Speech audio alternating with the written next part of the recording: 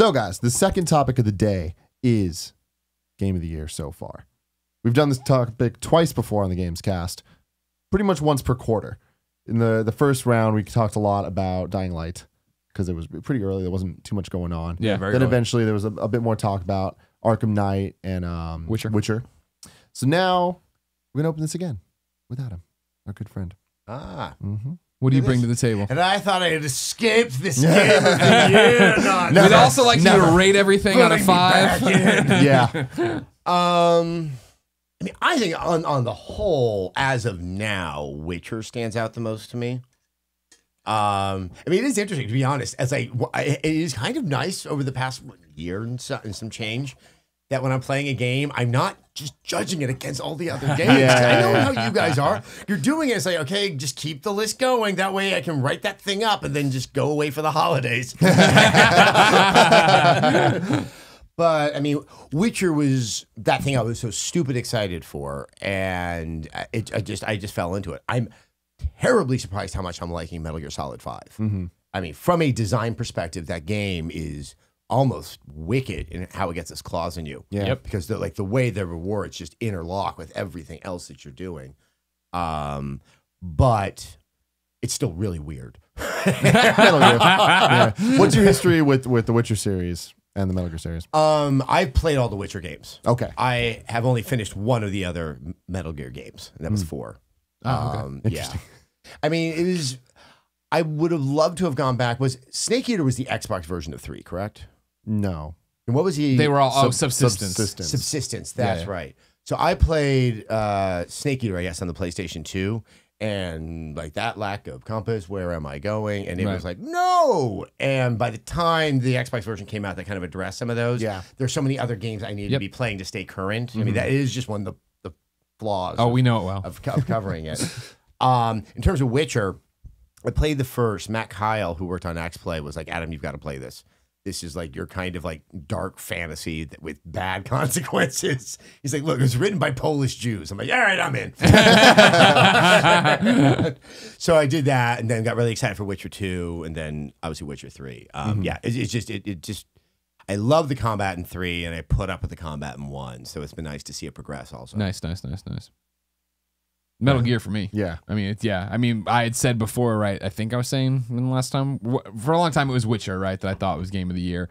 But I kept saying, but I'm waiting on Metal Gear and Fallout. And now it's Metal Gear, but I'm waiting on Fallout. Yeah, I would not be surprised if a lot of outlets give Metal Gear Game of the Year like that, and that's something that would not surprise me. Nor would I say, "Oh my God, no!" Video game journalism died in 2015. But what do you feel about like the other contenders, like some of the games we talked about, like Witcher? Would you be surprised if you saw them writing that up?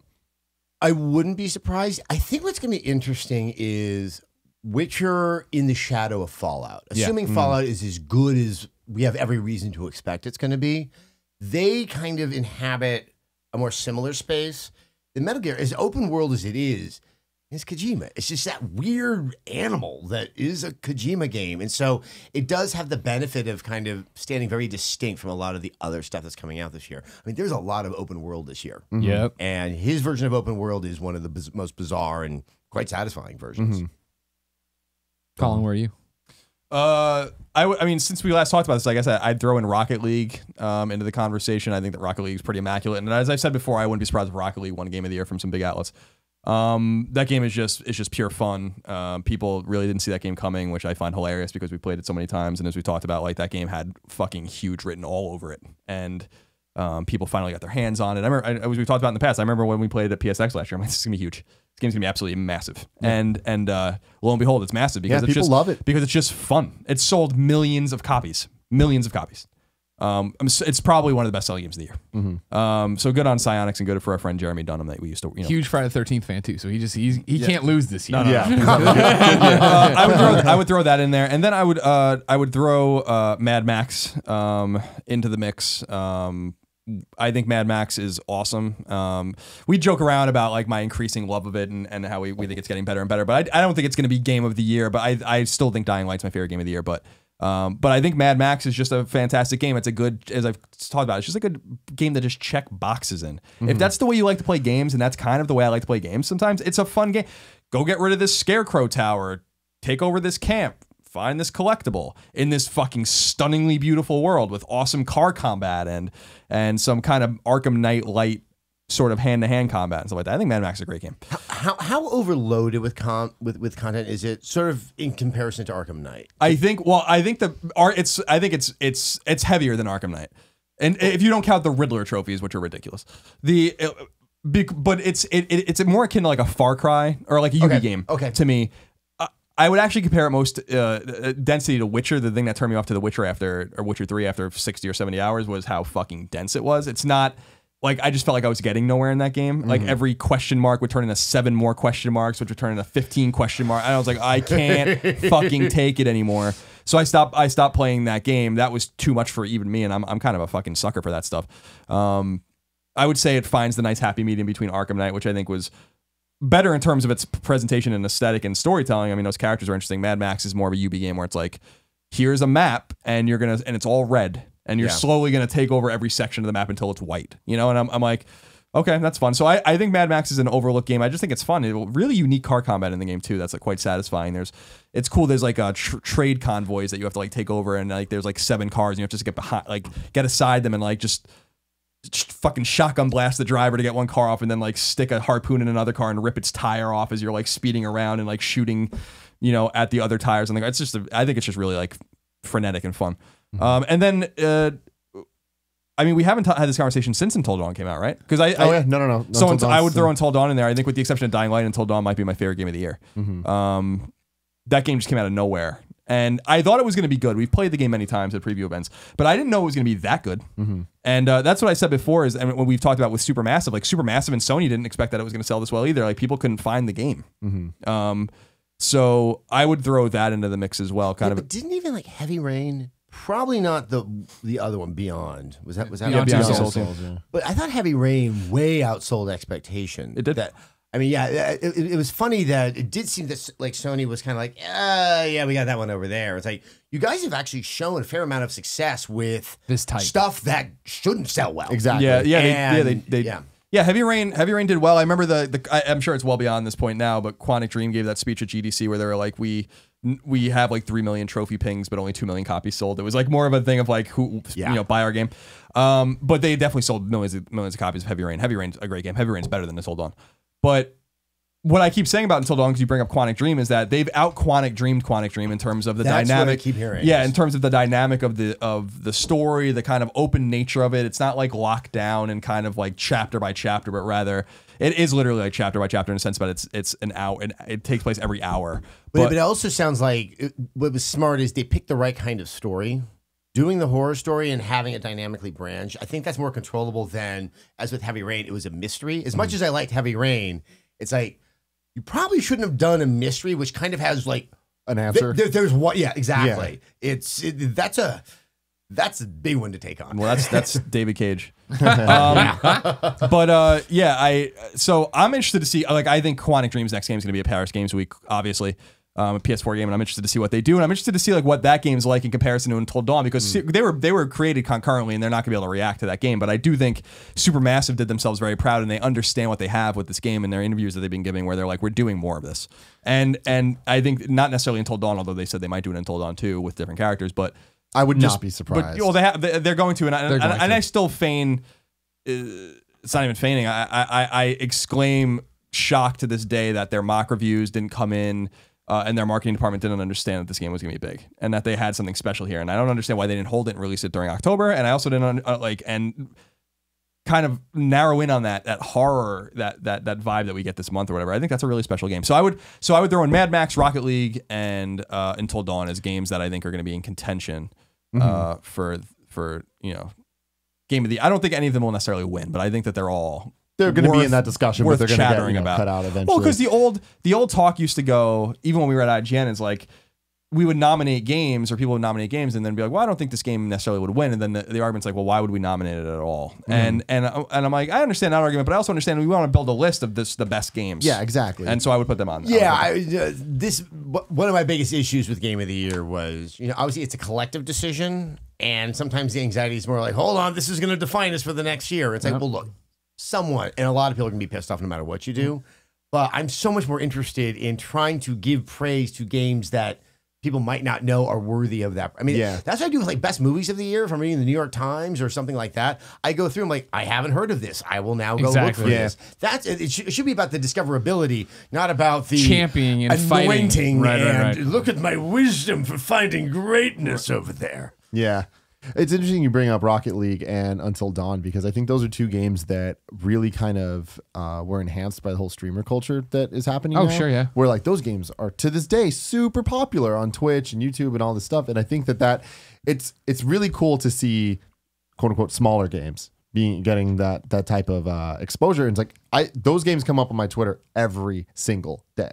Somehow, some different people are talking about it. And I think that's no one stopped talking about Rocket League ever. You know, it's just like it just never stopped. And like the Until Dawn, I think is the gift that keeps on giving. Where it's like people are like, oh no, it's actually good. You should play it. And then someone's like, all right, I will eventually. And then they play it like, holy shit, this is fucking good. You should play it. It just and keeps that's that thing of like people will stop in to see people's streams to see, oh, did you get caught up the same death that I got caught up on? Who survived for you? Who do you hate that I didn't? And it's weird. Think about what could have happened with Mass Effect.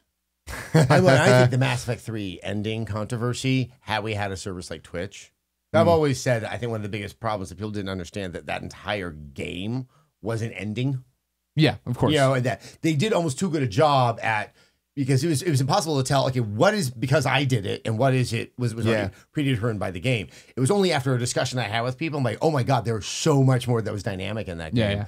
And I think, that really, would have helped that game quite a bit. Mm-hmm. I mean, obviously for me, my answer is definitely Metal Gear. Having not played too much of those other games, just because they're not for me. Metal Gear is the one, and I've said this a million times, but I love the Metal Gear franchise. But 5 scared me because of the open world stuff and everything you guys said. It's like it hooked me, and it's not that open world. It really is it's a small 2 maps. It's open world, but it delivers on something that a lot of open world games don't, which is do it how you want. Mm-hmm. And all like getting the new equipment, I think in a lot of open world games, and as much as I love Far Cry, I know I would do this in Far Cry. You just start leaning on the one way that you go about doing stuff. Mm-hmm. And this, it really is like, hold on, I have something. It actually is useful. It's fun for me to figure out how to sort of manipulate that tool or that weapon to take care of the guards, and the fact that the guards are responding, that the bad guys are putting on the helmets or they're putting on the night vision goggles. Yep. It's forcing you to actually think in a more strategic and creative way. That is so damn impressive to me. The biggest compliment I can give the game is how it's constantly teaching me new things to do, and I want to. And it's like when you don't get everything at once. It slowly kind of unlocks the ability to customize your helicopter or to go on side ops or to be able to see what level the random people are to Fulton them. And it's just like, it feels so rewarding. It constantly is rewarding to me, even though the gameplay is very repetitive when you boil it down. When you go out on a mission, it's always the same, one of the same 4 or 5 things, right? Of getting this guy or getting save this thing, guy, kill this guy, get this thing, watch this, whatever weird ass hologram thing. I don't know, whatever. To Colin's point, and I just agree with you 100%, even in Witcher 3, as much as I liked it, gating is becoming such a problem in games where it's like, stop like playing 52 pickup with the player where it's like, oh, here's everything. I mean, look, one of my biggest issues with Batman are those Riddler puzzles. Not that I really plan on doing all of them, but they're there and they're mocking me and they're making me feel bad. And he's literally mocking you. Yeah, and I don't know. And I don't know if I should be doing these, what the benefit is. I don't know. I think the biggest issue with the Riddler puzzles in Batman is there are so many that are there that you cannot solve. I think that's just, from a design perspective, why would you want to do that to the player? Yeah, that's the one thing that bothered me about Arkham Knight 2 specifically, although all the games share it in the same way. It's like, I don't even understand why this exists. I'm like, this game is so immaculate in so many ways. The presentation, the thought and put into the sequencing of the fucking side quest, the whole side quest wheel, I thought was a great thing to just be able to pop it up and see where you are. And then but then you have all this garbage. Like, why? That was I'm it's busy what work, the right? fuck? Busy work to keep the you game going. doesn't even need it. I know. And if it had it, it should have just been collectibles that you could find. Or if it doled out 5 or 10 ever so often. I mean, I think Rockstar is exquisite at this, where you get to a certain point in their games, then you get maybe about 5 missions. You can do it in whatever order. Then you tighten back up into the main story, and then you get some. You never have that moment of I don't know what the implications of my decisions are going to be. I don't know what to do next. And I think that this concept that, we want the player to play however they want to. No, we want the player to think they can play how. Yeah. If Exactly you're right. making the It's design. game, you know what the better way to play this is, and you should kind of nudge the player in that direction. Right. Yeah. That's a great point because that's what we've had this argument fucking ad nauseum about Witcher 3 where you do Witcher 3 side quests too early or too late and you Yeah. get no experience Oh, points for them. it's- And I'm like, and everyone's like, you're not, people are like, you're not playing it right. I'm like, what the fuck are you talking about? The game's letting me do it. Therefore, I'm playing the game right. That's called bad. I hate to tell you, that's called bad design. And what bothers me is that CD Projekt Red, when they're talking about Cyberpunk now, which is their next game, they're like, it's going to be even bigger. And I'm like, are you fucking kidding me? That's what you learned from The Witcher 3 is you're going to make your next RPG even bigger? Yeah. Like it doesn't get any bigger. But just but but if you want to have more space and more quests, but control.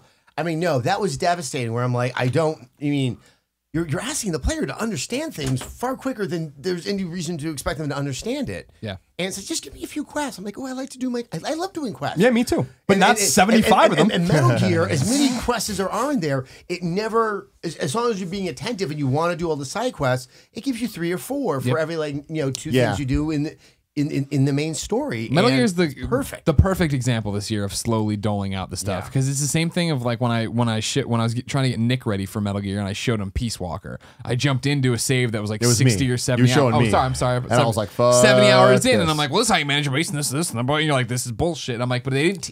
This isn't how you got dropped into the game. Yeah. And so now with Phantom Pain, it is that where it's like, do this, and then bink. All right, here's this new thing for you to learn, and this thing to learn, and this thing, and slowly but surely, now you look back 60 hours later, like, oh, fuck. My only complaint, and I know this is just indicative for a lot of his games and games of this nature, I don't like the scoring at the end of the missions because it It drives you nuts. undermines the Yeah. idea that you should be able to do it how you want. Right. That's a really good point. And I'm like, it's almost like they're like, oh no, but we did have a way we wanted you to play this. And Yeah. It's like, oh, it's not, it's like, obviously Right. the scores have no consequence, but it's like, okay, now I'm just neurotic. Yeah. Sure. No, I feel the same way. That's why Kotaku put up that piece that was like, it's Metal Gear so much fun, better when you ignore it, when you ignore that final screen, because that's for the nerds like me that want the platinum and love Metal Gear and want to S rank it and want to sneak in and out and never be. But I known. think there's a difference though between that and like the Riddler trophy stuff. With the Riddler trophy sure. stuff, it's like that's just there, Whereas this, it's like, yeah, it's annoying for the people like me that are literally, I just want to beat the mission. Like I do not care about my rank at all. Yeah. But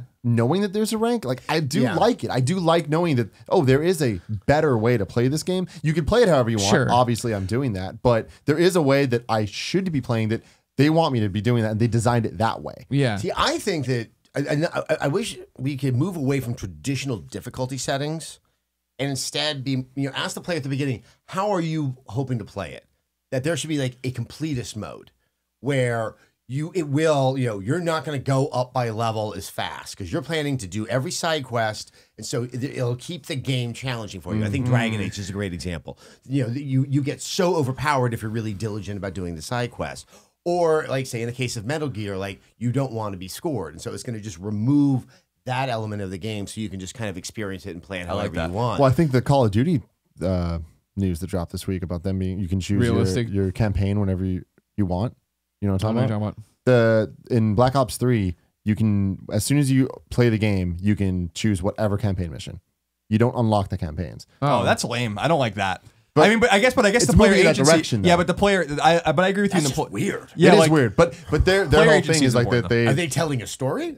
There, I mean, no, there Apparently. is a story. It's not like it's non-linear. It is still going to be a linear okay. thing. And I might be getting some of this wrong. I don't think that I am because I read the article, but they were talking about how back when you played Guitar Hero and stuff, and you had to play the songs over and over to unlock everything. It was like, why? Okay, And- okay, I see that logic. And yeah. but that's different because that all those songs are equal technically, whereas these levels are Yeah, it's a campaign. specific. Yeah, it's a specific thing. But it's more for the people that just want to just be able to go to the one mission because they don't care about the campaign. They do just want to do the multiplayer, but they heard that this level's cool and they don't want to have to play. I don't know. It's Yeah, no, I respect that, and I actually really love what Adam was saying about I love that idea of the game asking you questions in the beginning, 10 questions. How much stresses time do me you? out. I like that. I like it. Doesn't have to be with every game, but a game like The Witcher or something like that, where it's like, how much time do you intend on spending with this game? Yeah. Like asking you like very straightforward questions, and then it gives you like it's not player agency. It's even bigger than that. It's Customer service. yeah. It's customization before you even have agency in the game. I mean, So it's I like that. It's probably complicated to execute, but I like Exactly, and it would benefit a game like you're talking about with Batman in the way that the thing you haven't glossed over, and the thing that about the Riddler trophies that annoys me as somebody who got them all is the fact that they're mandatory. you don't get the real ending of Batman Arkham Knight, Yeah, no I matter thought how that many was a hours you pretty put in, wicked little until you trick. get all the things. And they don't tell you that till the end. And it's like, Also, well, wait, what the hell? There's those Riddler puzzles where like you need to get a piece of equipment that will be given to you at some point in the story. But they don't tell you that when you go. I mean, they could have just had You something sit there banging your head against the wall. If Batman just like, I think there's something else I need. I should come back. Something. Just some simple clue, like that. yeah. I felt very similarly, and I love Dragon Age Inquisition, but to Colin's point, I agree with you. I play games sometimes just to make myself angry. I'm like, if it's there, then I can play it. So certain parts of that map open up, early on, and one of them I went there, and it's like I'm at level 6 and somehow it unlocked, but all the enemies are level 13. And you're going through a fair amount of loads to get there. It's like just once again, if a character be like, I don't know, I think it's pretty dangerous up ahead, just something so the player is not Put you back on wasting track. time pointlessly. Yeah. Because once again, games are mainly for adults, and adults have other responsibilities. Yeah, it reminds me of like there's very simple ways to nip shit like that in the bud. It reminds me of like Dragon Quest. Like old Dragon Quest games on NES. If you walked across a bridge you weren't supposed to walk across, you'd run into enemies that would kill you immediately, and you would learn your lesson that you shouldn't go across that bridge. It's like very simple design philosophy, like so. I think sometimes designers might be getting in their heads a little too much in terms of like how do we execute a world this big, and I'm like I think you don't have to overthink it too much. If the side quest is available, then you should expect that someone's going to do the side quest. Yes. It is not. It is like not. So like when I hear this, like you're playing the game wrong or they didn't play, it's like, what the fuck are you talking about? The side quest is available and the game let me play it. Therefore, I'm playing the game exactly the way it was This idea intended. that you can play the game wrong, if I can do that in the game, then that is at the game's behest or at the game's allowance. And yeah, especially with more frustrates me. open world stuff like Super Metroid, even like there's the rooms where it's too hot, and if you go in there, your life just starts draining down. You instantly know. Yeah, you're not it's supposed to go it's just quick cues. It's the way games used to have to do it because they didn't have the luxury of being able to explain things to you in any other way. So it was usually visual cues or quick death cues that would be still forgiving enough to let you know that like, you're going back to the last save point and don't go there.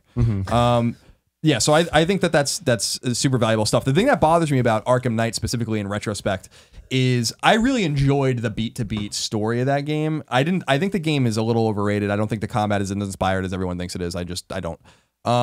But I do think that the storytelling, and I love that wheel they had of like you're this percentage through this and this percentage through this. You don't even know what the fuck this is yet. And when I think of the Riddler trophies, and I just think of game development and game design as a pie, like a structure in which you take different resources to make different things. I wish they took those resources of those fucking stupid Riddler trophies and were like, we're gonna do 4 more sets of side quests. You know, like wouldn't have that been more fun? And then people would have gotten the real ending by doing something they actually wanted to do. Because I got just a million tweets from people being like.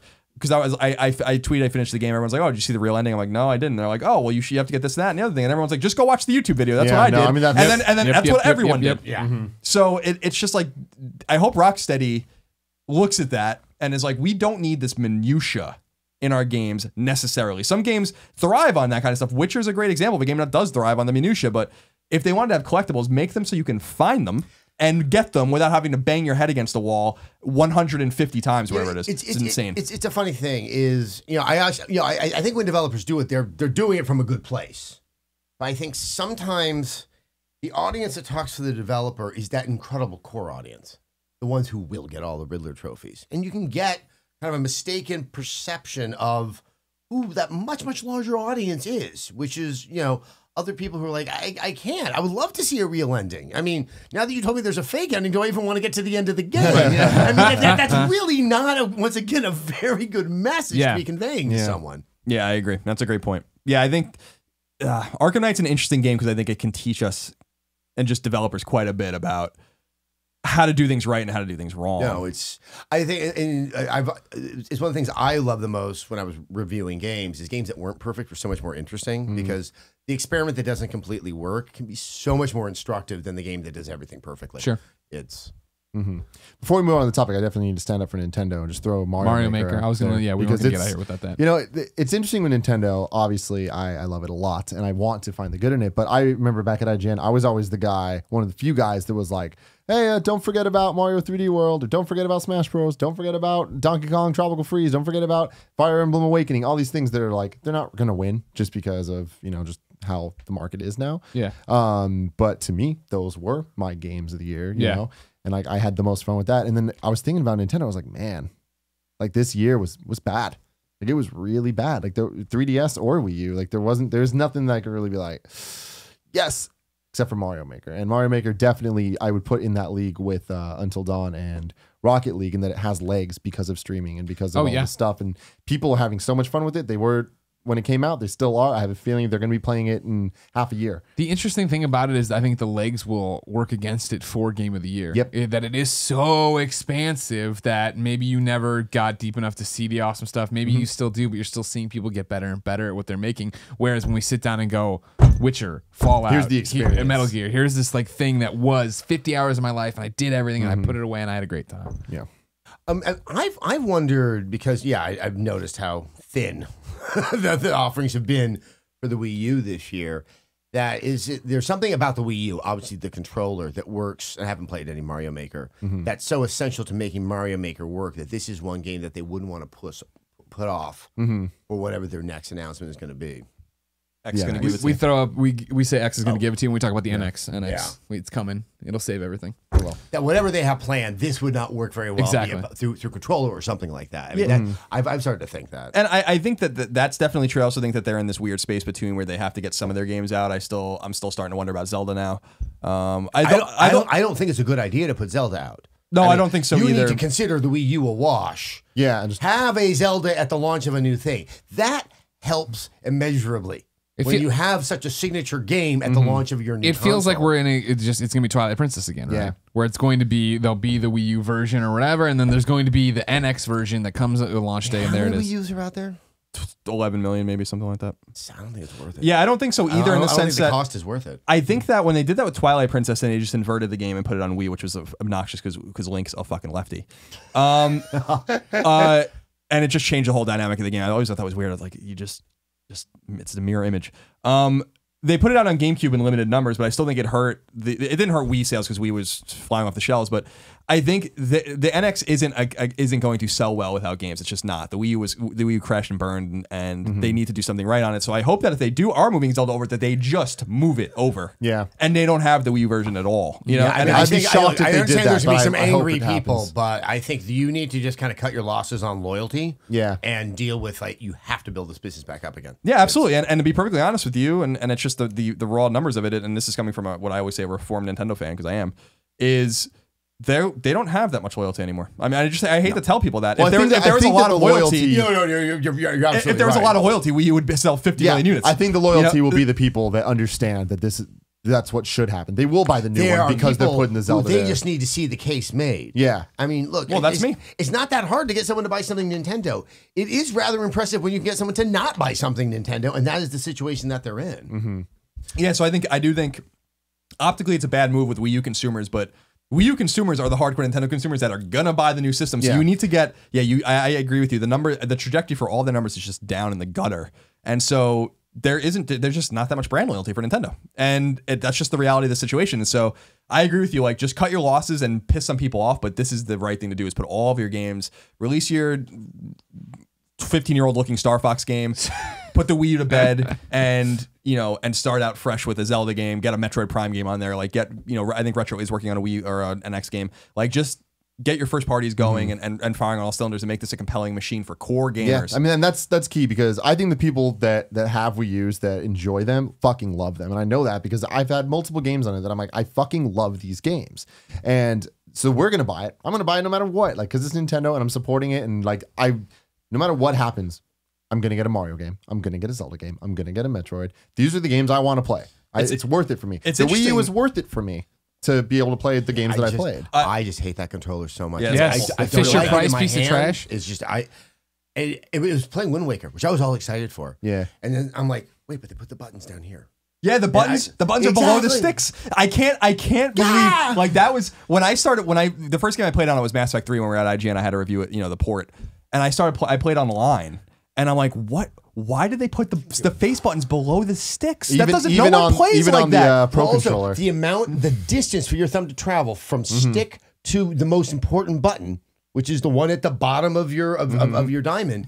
That changes everything if you're having to be reactive when you're playing a game. It's a That's why I truly didn't even bother bizarre. with Bayonetta, which maybe it worked, but I'm like, that game I have to be quick in my reflexes, and this That doesn't do it. It's a bizarre. And they did it on the Pro controller. Yeah, the Pro controller is the thing that doesn't make sense. It's absolutely bizarre. I The Wii U's been so awesome. The Wii U's been really bad, but I do agree that there are games on every platform, including Wii U, that are good. But I will dispute you that you got a Mario game. You really didn't 3D get a World Mario was game. freaking awesome. It's fine, but that's not like. We were talking about how the games get short shrift in Game of the Year, for instance. But when I remember, because we were at IGN at the time, you weren't there yet. Mario Galaxy won Game of the Year by a fucking mile. No. And so it's not like people have this necessarily inherent bias against Nintendo games. It's just that these games are not the Mario games we're looking for. Totally anymore. get that. Especially the one that the system launched with, or that came out around launch, or whatever, which was basically just a facsimile of a game that people had already played. You know, it was still good though. It was still fun, and like I'm totally with you. I would never argue that I don't want the Mario Galaxy like 3-esque thing, or not even Mario Galaxy 3. I'll definitely want that, but like a new thing, you know, from the new big Mario. This is what Mario on the Wii U is. You'll get it on NX. I'm sure that they were making it for Wii U, and I'm sure very early on they were like, oh no, we can't. And like, fine, I'm down, because like whatever. I did get 2 Mario games that, and I've said this many times, Mario has different pillars now, where there's the 2D games, there's the 3D like adventure games like Mario 64, where it's like you're getting stars, and then there's the 3D obstacle course games, and I fucking love that. 3D Land and 3D World are so awesome, and people hate on them because they're not that other thing, but I'm happy there's this third. See, all I think Nintendo needs to do is that they have a box, this NX, and it's a subscription service. Like, they are sitting on some of the most valuable IPs on the planet. Yeah. Get them ready, and then I can just stream some of them, or that, like, for a fee, I can get 20 of them. Just give me your back catalog.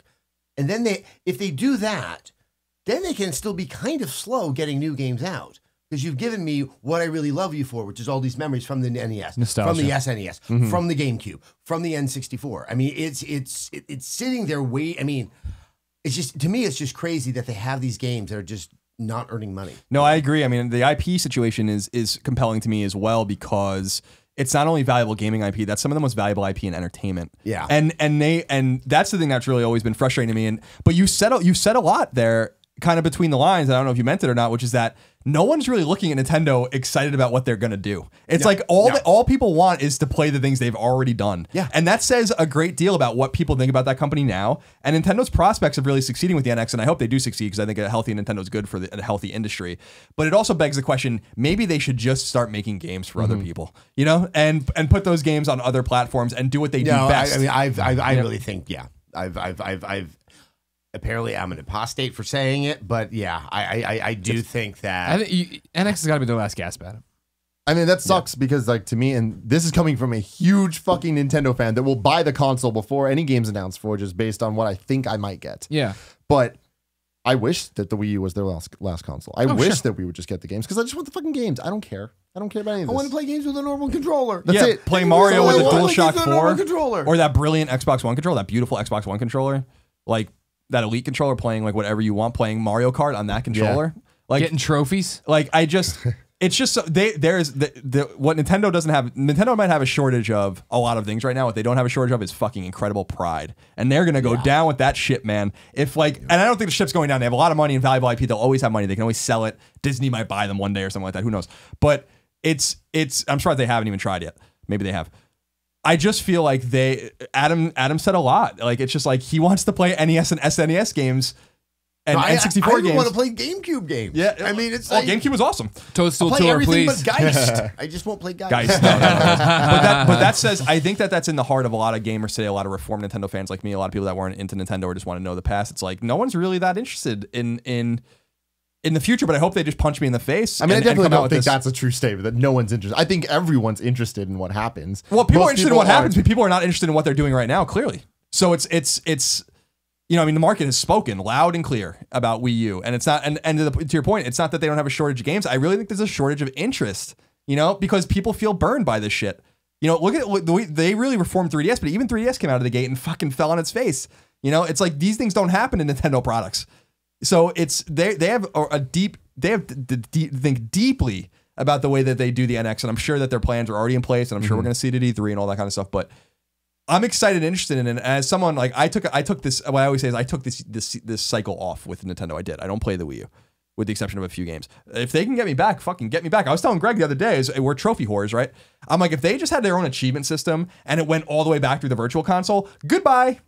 Yeah. You know, like I'll be in the depths of the NES catalog for 5 fucking years before you see me again. I mean, the other thing is, I mean, I guess I could play it on my Wii U, but it's just like, just give me Galaxy, but give it to me in high def. You know, like whatever that dolphin version of it looks like. I mean, I could play Galaxy till the cows come home. I love that game so much, and it's like Nintendo is the only company where I actually hunger to play their older games, because they are so well designed. And, you know, because I'm not like, God, I need to play Azuric on the original Xbox. No one said that. But other people do look back to play games from Nintendo. And I think that's why it just it drives me just nuts that they don't. I mean, they could actually fill the time in between proper new games with stuff like that. If they just had a console that was normal enough and you could adapt a controller to whatever that game is. Yeah. And of course, the wild card. It would be a similar wild card when we were talking about Vita too, if they ever did a new Vita. They're not going to, but if Sony did a new Vita and they're like, how did they get third parties involved? Like, third parties were burned badly on this thing. Wii U burned a lot of third parties badly to the point where they were delaying games like Rayman to get them out on other consoles. Yeah. You know, before they even released on Wii U. That's the other wild card, is if they're not ready with all pistols firing with first and second party games, they are going to be fucked, because I can't imagine that they're going to Ubisoft and EA is like, yeah, let's do this again. You know, I mean, I hope they don't, man. I hope that they're like, I'm gonna put my dick on the table with the hammer. Yeah, wow, that hurts. Oh, that's right, it does. They have to. They have to do it. They have to.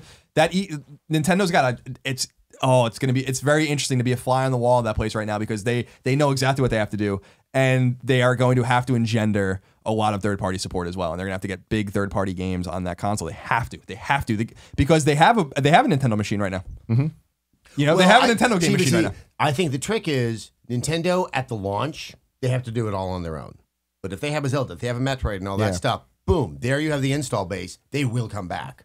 But I don't think anyone's going to take that leap of faith again. All the developers are going to stand on the side. To have a killer lineup at a launch, and you can sustain it with your own software for maybe the first 9 months, maybe the first year. Then you'll see a turnaround. EA will come back. Ubisoft for sure. Will come I mean, back. that's the thing, is like no one wanted to buy the Wii U to play freaking Arkham City.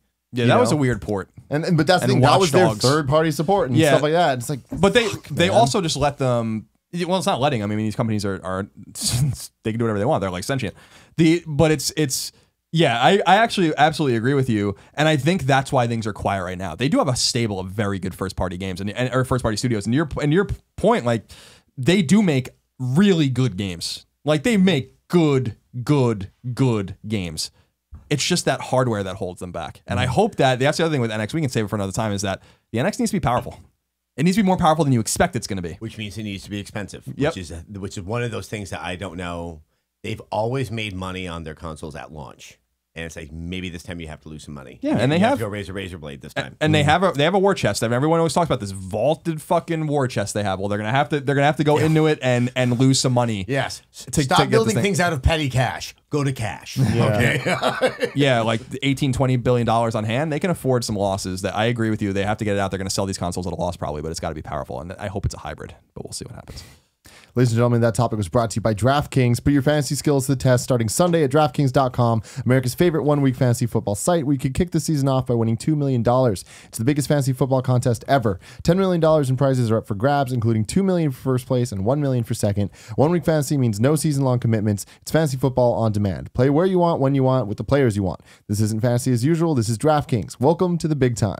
Hurry to DraftKings.com now and use promo code KINDOFFUNNY to play for a free shot at a pot of $10 million in Sunday's Millionaire Maker event. And they're kind of funny for free entry now only at DraftKings.com. That's DraftKings.